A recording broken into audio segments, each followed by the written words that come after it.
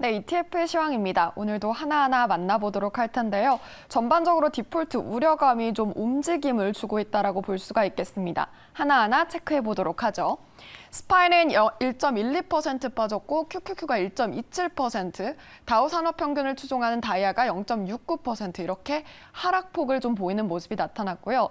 또 인텔의 점유율이 위태위태하다라는 소식에 반도체도 1.24% 빠지는 모습이 나타났습니다.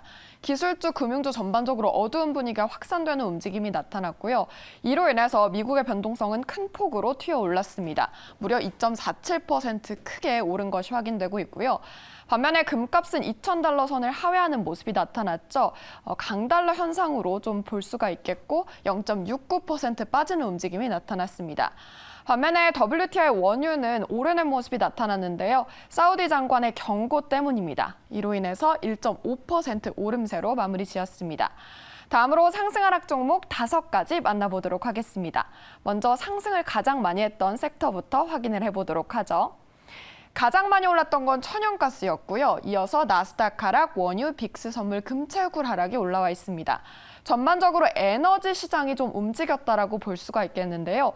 기업 합병으로 인해서 앞으로 거대하게 좀 커질 것이 예상되고 있습니다. 하락한 ETF 살펴보시면 중국 대형주, 건설, 유로존, 신흥국, 기술 이렇게 올라와 있는데 전반적으로 신흥국이 조정을 받았다라고 볼 수가 있겠고요. 또 건설의 경우에는 부동산 리스크를 겪고 있다는 점 함께 확인해 보시면 좋을 것 같습니다.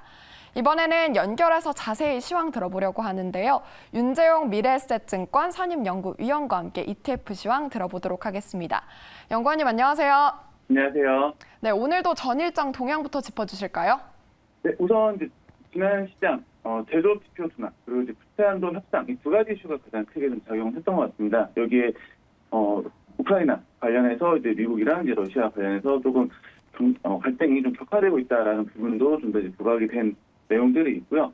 지금 에너지 제외한 전 섹터가 좀 하락을 했습니다. 지금 가장 많이 하락한 섹터는 이 원자재 티커는 XLP 티커를 가진 ETF인데 1.6% 정도 하락을 했고요. 이외에 정보기술도 좀 낙폭이 컸습니다. 티커는 XLK죠. 이 정보기술 섹터 ETF가 1.5% 정도 하락을 했습니다. 그리고 좀 개별 산업 쪽으로 좀 살펴보면 저희 우리나라에도 좀 굉장히 중요하게 볼 수 있는 이 반도체 티커는 SOXX가 있는데 해당 ETF도 1.2% 정도 하락을 하면서 좀 국내 증시에도 좀 부담으로 작용을 할 것으로 좀 보이고요. 반면에 좀 상승했던 섹터라든가 산업 좀 살펴보게 되면 에너지가 소폭 상승을 했고 이외에는 지역은행 개별 이슈들이 좀 있는데 은행들이 자산 매각 성공을 한다든가 이런 이슈들이 좀 나오면서 지역은행 티커로 KRE 티커가 ETF가 0.99% 정도, 그다음에 은행 전반 티커로 KBWP 티커를 가진 ETF가 0.60% 정도 상승을 했습니다.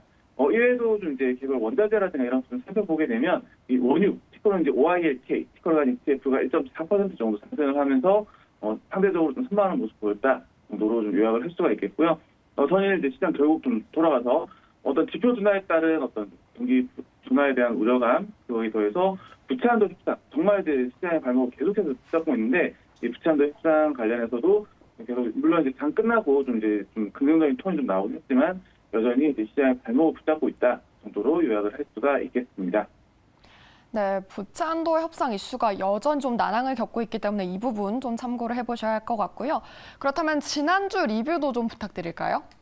네, 우선 지난주 기술주가 굉장히 셌던 한 주였습니다. 물론 부채한도 협상이라든가 이런 것들에 대한 기대감도 좀 있었고요. 이외에도 반도체 어떤 업황 회복 관련된 언급들이 좀 나오면서 미국뿐만 아니라 일본이라든가 대만이라든가 한국까지 어떤 글로벌 반도체 관련된 ETF들이 전반적으로 좀 강세를 좀 보였습니다. 지금 화면 보시면 기술주가 좀 강세를 보였는데 그럼에도 불구하고 조금 우려되는 부분이 있다라고 하면 이 주식이랑 채권이랑 굉장히 따로 노는 굉장히 지금 확 벌어지고 있는데 따로 노는 현상이 좀 벌어지고 있다라는 거. 그래서 기술주 상승 비중이 굉장히 높게 차지하고 있는데 이 금리 기술주가 굉장히 민감한 반응하는 금리와 굉장히 좀 괴리가 벌어져서 움직이고 있다는 부분에 있어서는 조금 우려할 부분이다라고 말씀을 드릴 수가 있겠고요. 그리고 이 글로벌 시장에서 최근에 좀 지속적으로 관찰되는 현상이 일본이 굉장히 강세를 보이고 있고 중국이 반대로 좀 약세를 보이고 있다는 거, 그리고 채권 시장의 자금이 좀 계속 좀 유입이 되어 있다는 부분도 좀 말씀을 드릴 수가 있겠고요. 마지막으로 이제 지난주에 이어서 이제 이 52주 신고가 ETF의 기술주들이 좀 계속해서 좀 반영이 되고 있습니다. 나스닥 100 이외에도 어떤 로봇이라든가 혹은 뭐 반도체, 인공지능 관련된 ETF들이 지속적으로 신고가 올라오고 있다는 거 같이 좀 보시면 좋을 것 같습니다. 네, 일본의 강세가 두드러지고 있다라고 말씀을 해주셨는데 일본 증시 조금 더 들여다볼까요? 네, 우선 이제 일본 증시 좀 더 살펴보게 되면 이제 엔화 약세라든가 이제 주요 기업 실적 완화에 대한 기대, 거기에다가 이제 외국인들의 어떤 수급이 좀 지속적으로 좀 유입이 되면서 일본 증시에 좀 굉장히 강한 모습 계속해서 보이고 있습니다. 일본의 굉장히 대표 지수라고 할 수 있는 톡틱스 지수, 1990년 8월 이후에 최고치를 좀 더 기록을 하고 있고요. 지금 최근에 좀 어떤 것들이 좀 강한가 좀 살펴보게 되면 반도체라든가 전자정밀이라든가 수출 대기업 관련된 ETF들이 강세를 보였습니다. 지금 말씀드린 것들 전부 다 또 ETF로 또 상장이 되어 있다 보니까 ETF로 접근을 할 수가 있겠고요.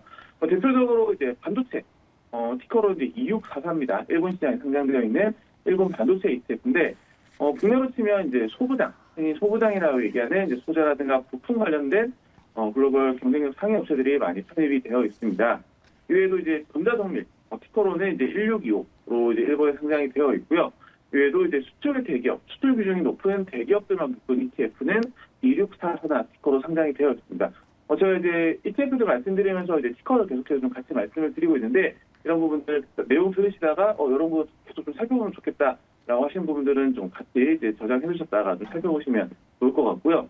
이외에도 워렌 버핏도 좀 언급을 했었던 산업이죠. 이제 일본 상사 티커로 이제 1629로 상장이 되어 있는데 일본 상사 역시도 4주 연속으로 상승하는 모습을 볼 수가 있었습니다.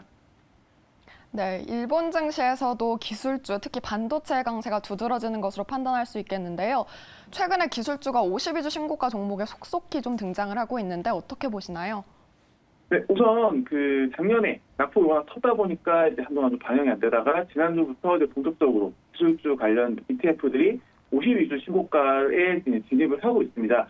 물론 이제 사상 최고가까지는 이제 좀 아직까지 이제 구간이 좀 남아 있는 상태긴 합니다만 어쨌거나 이제 이 52주 신고가에 반영이 되기 시작한다라는 것은 최근에 그래도 흐름이 나쁘지 않았다라는 거. 그리고 두 번째로는 이 신고가가 주는 어떤 분위기 전환 관련해서 좀 계속해서 좀 관심 가지고 보실만 할 것 같고요. 우선 이 나스닥 100 ETF인 티커로 이제 QQQ ETF가 52주 신고가에 진입을 했습니다.